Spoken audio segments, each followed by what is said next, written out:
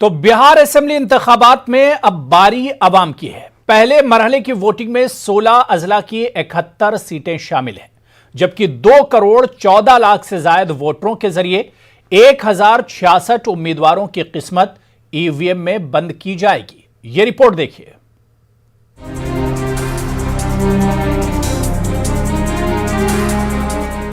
पहले मरहले के लिए उड़न खटोले से उड़ने वाले लीडरों की बारी खत्म होने के बाद अब बारी है अवाम की। इंतखाबी तशहीर के दौरान लीडरों ने सियासी दंगल में दावों और वादों की झड़ी लगा दी, लेकिन अब जवाब अवाम को देना है। पहले मरहले में 16 अजला की 71 सीटों पर वोटिंग। मैदान में 1066 उम्मीदवार, 114 खवातीन उम्मीदवार किस्मत आजमा रही हैं। 54 सीटों पर एनडीए और अजीम इत्तेहाद के बीच सीधा मुकाबला है। 17 सीटों पर सैरुखी मुकाबले का इम्कान है। पहले मरहले में आरजेडी के 42 उम्मीदवार मैदान में हैं। कांग्रेस 21 सीटों पर इंतखाबी मैदान में है। सीपीआई-एमएल के 8 उम्मीदवार मैदान में हैं। जेडीयू के 35 उम्मीदवार इंतखाबी मैदान में हैं। बीजेपी के 29 उम्मीदवार मैदान में हैं। मांझी की पार्टी हिंदुस्तानी अवाम मोर्चा के 6 उम्मीदवार मैदान में है। वीआईपी का 1 उम्मीदवार मैदान में है। आरएलएसपी के 43 उम्मीदवार किस्मत आजमा रहे हैं। बीएसपी 27 सीटों पर इंतखाब लड़ रही है। एलजेपी के 42 उम्मीदवार मैदान में हैं। एलजेपी ने जेडीयू के खिलाफ 35 उम्मीदवार उतारे हैं। कोरोना वबा के दौर में बिहार में इंतखाबात हो रहे हैं, जिस पर पूरे मुल्क की नजर है। बीमारी के मद्देनजर इंतजामिया ने बूथों पर एहतियाती इंतजामात भी किए हैं। बहरहाल अब इंतखाबी जंग में लीडरों के इम्तिहान की घड़ी है और गुज़िश्ता 5 बरसों के खाता बही के साथ अपने नुमाइंदों का हिसाब किताब आवाम करने जा रही है। Bureau report, news 18 Urdu. तो बिहार असेंबली इंतखाबात के पहले मरहले में जिन 71 सीटों पर वोट डाले जाएंगे, इनमें कई सियासी दिग्गजों पर लोगों की नजरें टिकी हैं। इनमें 8 वुज़रा की साख भी दांव पर है। यह रिपोर्ट देखिए।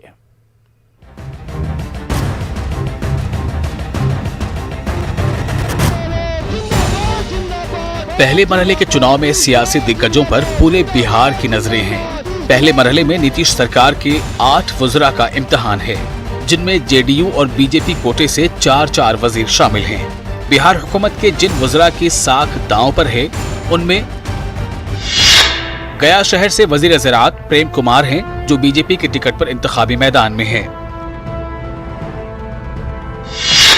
जहानाबाद से वजीर तालीम कृष्ण नंदन वर्मा हैं, जो जेडीयू के टिकट पर किस्मत आजमा रहे हैं। जमालपुर से देही तरक्कियात के वजीर शैलेश कुमार सिंह हैं, जो जेडीयू के टिकट पर मैदान में हैं। दिनारा से साइंस और टेक्नोलॉजी के वजीर जय कुमार सिंह हैं, जो जेडीयू के टिकट पर चुनाव लड़ रहे हैं। राजपुर से वजीर ट्रांसपोर्ट संतोष कुमार निराला हैं, जो जेडीयू के टिकट पर मैदान में हैं। बांका से वजीर महसूलात राम नारायण मंडल हैं, जो बीजेपी के टिकट पर इंतखाब लड़ रहे हैं। लखीसराय से वजीर मेहनत विजय कुमार सिन्हा हैं, जो बीजेपी के टिकट पर चुनाव लड़ रहे हैं। और चैनपुर असेंबली हलके से ब्रजकिशोर बिंद हैं, जो बीजेपी के टिकट पर किस्मत आजमा रहे हैं। इसके अलावा कुछ हॉट सीटें ऐसी हैं जहां सियासत का बैरोमीटर है। इन हॉट सीटों में से एक है गया की इमामगंज सीट, जहां एनडीए उम्मीदवार जीतन राम मांझी का मुकाबला आरजेडी उम्मीदवार उदय नारायण चौधरी से है। 2015 में मांझी ने ही इस सीट पर कब्जा जमाया था। पटना की मुकामा सीट भी हॉट सीट है, जहां अजीम इत्तेहाद की जानिब से जोरावर अनंत सिंह किस्मत आजमा रहे हैं। अनंत सिंह का मुकाबला जेडीयू के राजीव लोचन से है। जमुई असेंबली हलका भी हॉट सीट में शामिल है। इस सीट पर मुल्क के लिए गोल्ड जीतने वाली श्रेयसी सिंह का मुकाबला आरजेडी के विजय प्रकाश से है।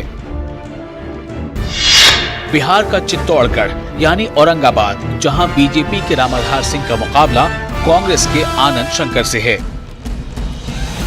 तो अब इंतजार है 10 नवंबर का, जब अवाम का फैसला सामने आएगा। Bureau report, news 18 Urdu. Bihar assembly इंतखाबात के पहले मरहले के लिए इंतखाबी शोर थम चुका है। कल वोट डाले जाएंगे। इलेक्शन कमीशन के अफसरान इसकी तैयारी में जुटे हैं। हसास इलाकों में हेलीकॉप्टर से निगरानी रखी जा रही है।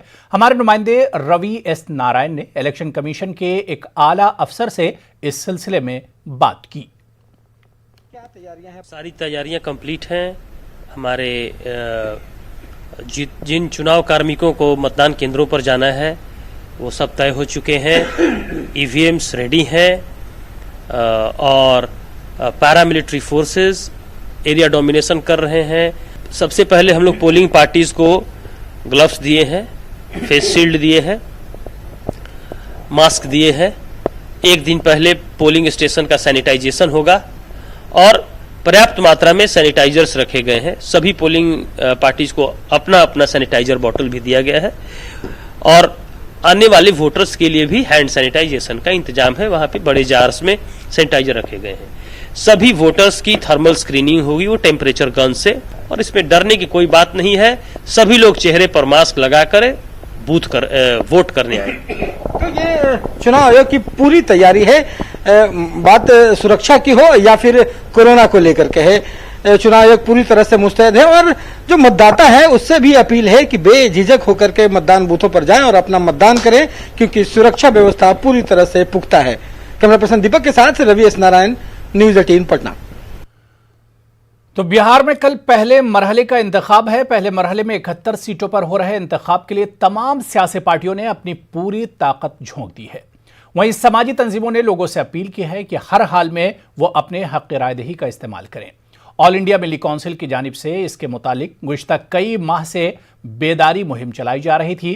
काउंसिल के नायब सदर मौलाना अनीसुर रहमान कासमी ने सूबे के तमाम लोगों से जमहूरियत के इस अजीम त्योहार में पूरी तरह से शिरकत करने की अपील की है। मिली काउंसिल ने लोगों से कहा है कि बेहतर उम्मीदवारों को इंतखाब करने के लिए घरों से निकलकर पोलिंग बूथों पर आना जरूरी है।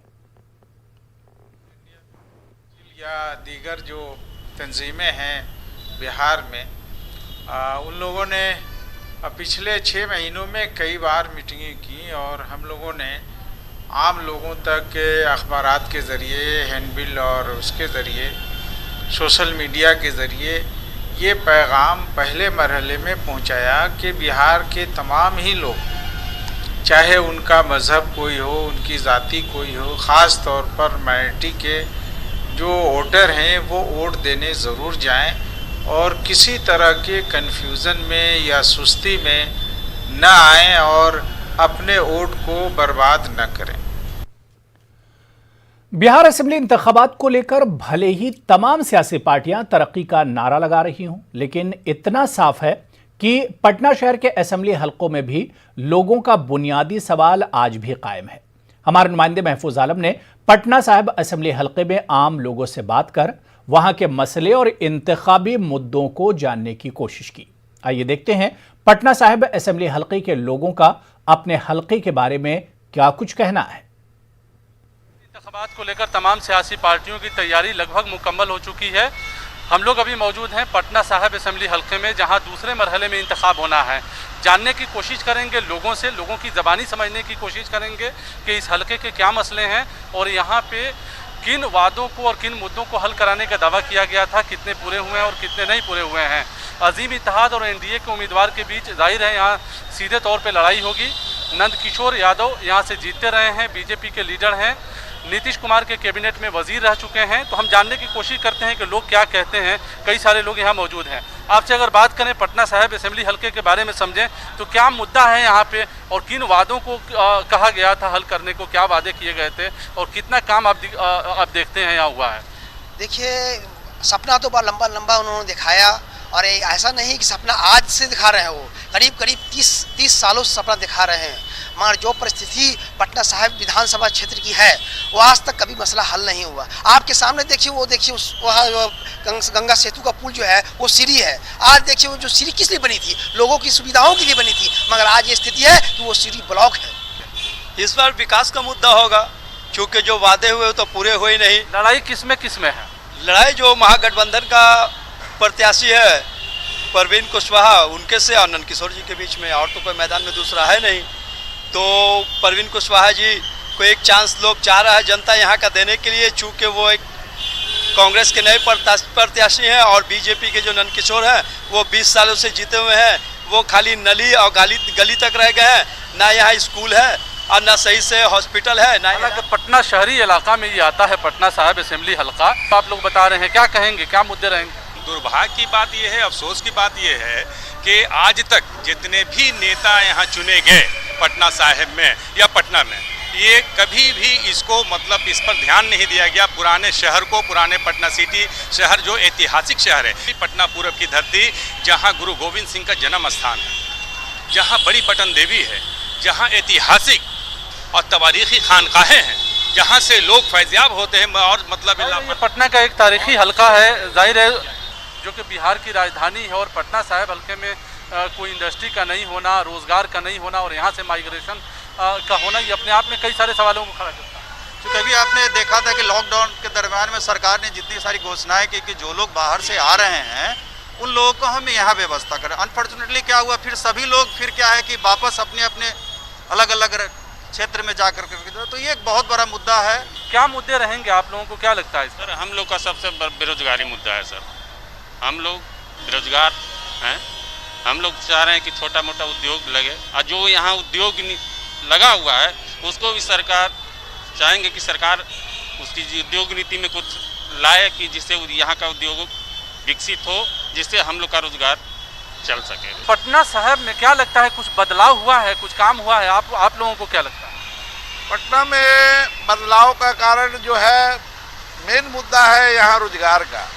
आम जनता का जो हमारे बिहार में आज तक कोई इंडस्ट्री लगा नहीं, और इंडस्ट्री नहीं लगने का कारण है यहाँ के बिजली का जो है, बिजली आधारित उद्योग का बिजली का रेट यहाँ बहुत ज़्यादा है। 2000 नीतीश जी आए थे ये वादा करके कि यहाँ उद्योग का जाल लगेगा, मगर उद्योग का 2005 में थोड़ा बहुत लगाने का जो यहाँ का उद्योगपति हैं वो लोग लगाने का प्रयास किए, मगर उसके बाद उतना नहीं लगा जितना वादा किया गया था, जो आप लोग चाह रहे थे।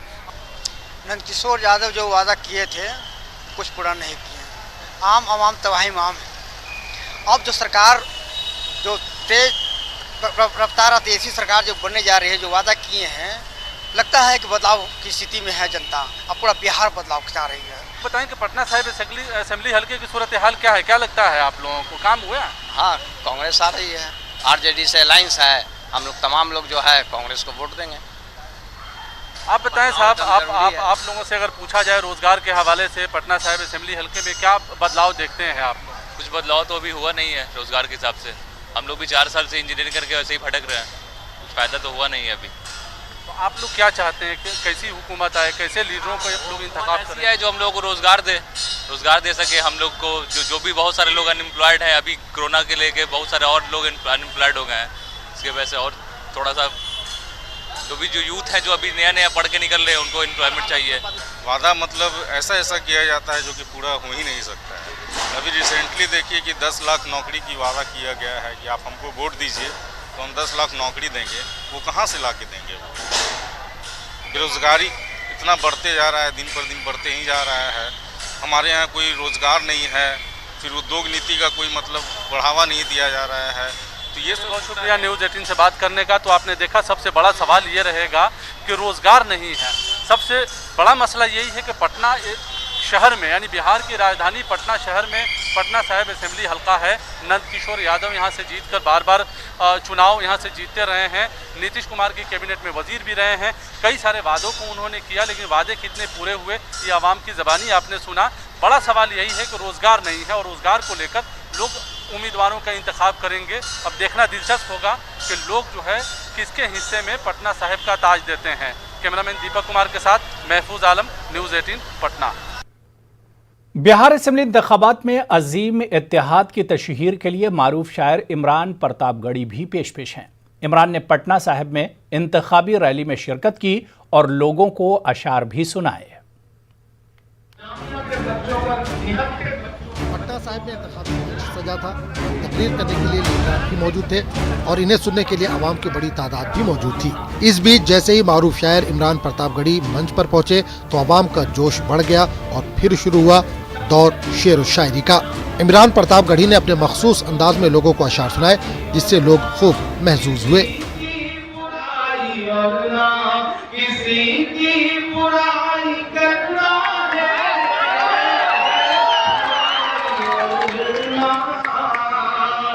पटना साहिब में शायर इमरान प्रतापगढ़ी के प्रचार का क्रेज तो दिखा, लेकिन ये भीड़ वोट में तब्दील हो पाएगी, ये तो रिजल्ट के दिन ही पता चल सकेगा।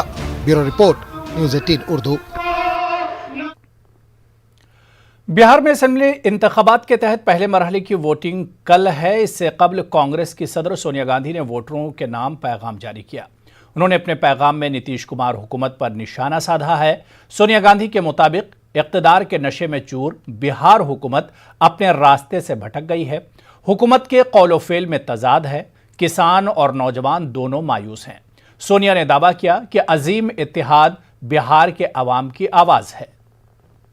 बिहार के मेरे प्यारे भाइयों और बहनों, बिहार की पवित्र और ऐतिहासिक धरती को मैं नमन करती हूँ। आज बिहार में सत्ता और उसके अहंकार में डूबी सरकार अपने रास्ते से अलग हट गई है। न उनकी करनी अच्छी है, न कटनी।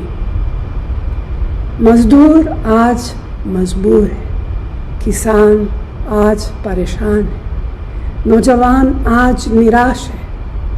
अर्थव्यवस्था की नाजुक स्थिति लोगों के जीवन पर भारी पड़ रही है। धरती के बेटों पर आज गंभीर संकट है। दलितों और महादलितों को बेहाली की कगार पर लाकर छोड़ दिया है। समाज के पिछड़े वर्ग भी इसी बदहाली के शिकार है। बिहार की जनता की आवाज़ कांग्रेस महागठबंधन के साथ है, यही है। वज़ीर आला नीतीश कुमार ने आज नालंदा में एक के बाद एक कई इंतखाबी रैलियां की। सीएम ने हिलसा की इंतखाबी रैली में जेडीयू उम्मीदवार प्रेम मुखिया के लिए वोट मांगा। इस दौरान नीतीश कुमार ने वादा किया कि अगर सरकार बनाने का मौका मिला तो लोगों के बीच जाकर बाकी कामों को पूरा करेंगे और गांव में सोलर स्ट्रीट लाइट लगवाएंगे। सरकार बनने के बाद फिर हम आपके बीच में आएंगे। अगर कोई काम छूटा हुआ है उसकी जानकारी ले लेंगे और उस काम को भी पूरा करा देंगे। हम इसी के लिए आपके बीच में आए। तो हम ज्यादा कुछ कहना नहीं है, लेकिन एक दो बात हम और कह देना चाहते हैं। अब हर घर बिजली उपलब्ध हो गया।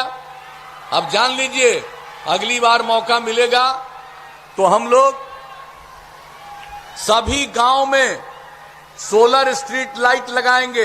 यानी रात में अपने घर का बिजली बुझाइएगा, लेकिन पूरे गांव में उजाला रहेगा। इस तरह का इंतजाम करेंगे। हमने 1 मार्च को ही कह दिया है, अगली बार मौका मिलेगा तो हम लोग हर खेत तक सिंचाई का प्रबंध कराएंगे।